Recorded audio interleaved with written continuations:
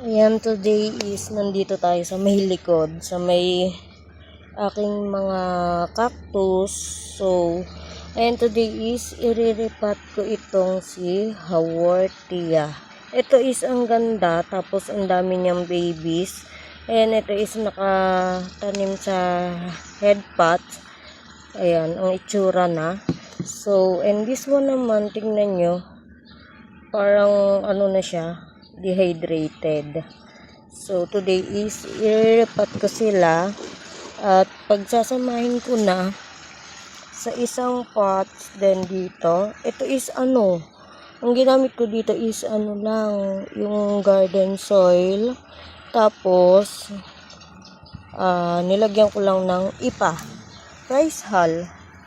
So, ayan, today is ano na, magre-repat na tayo. May mga langgam. Ayan. Magre-repat na tayo today. I-uproot ko muna to, Ayan, dyan lang ako. I-uproot ko muna to.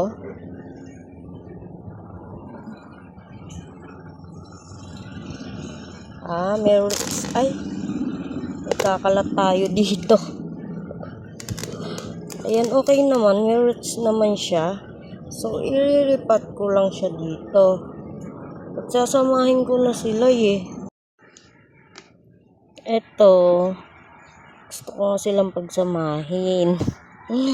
So, ayan. Eto, medyo lang yung roots. Ayan, magkakalat tayo dito. So, ayan. Ayan, para ano, diba? So, dito, magtatanim ako dito ng jadelet para pang bonsai. So, garden soil ginamit ko, tsaka ipa. So, ayan, okay naman dito.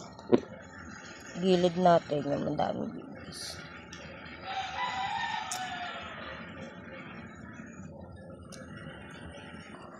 Ayan, okay naman. Or paghiwalayin ko kaya. So, wala na akong ibang pots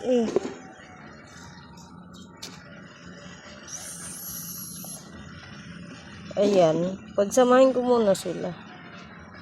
And paghiwalayin na lang pag So, ayan.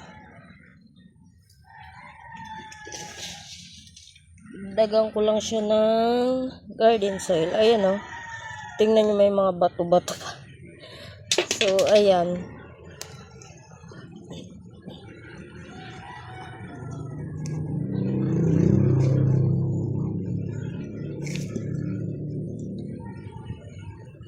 Ginamit ko dito dati is loam soil, pumice stone, then rice hull.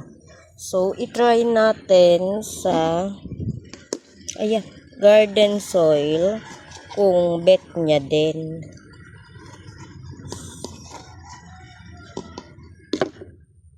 Diba? Yan. Pinagsama ko na lang.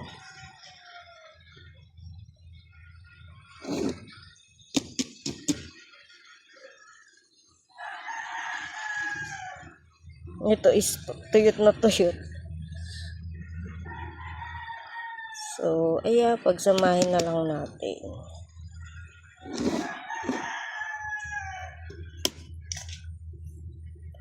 Dagan lang natin ng unti.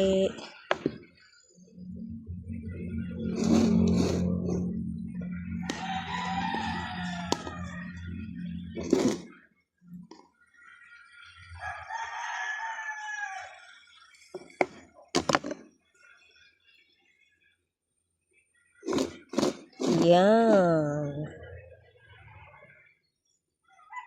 Ito medyo gumanda. Medyo lang. Char. So, ayan.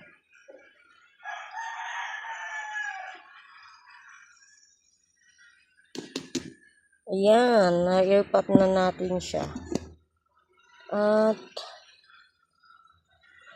sana is maging okay.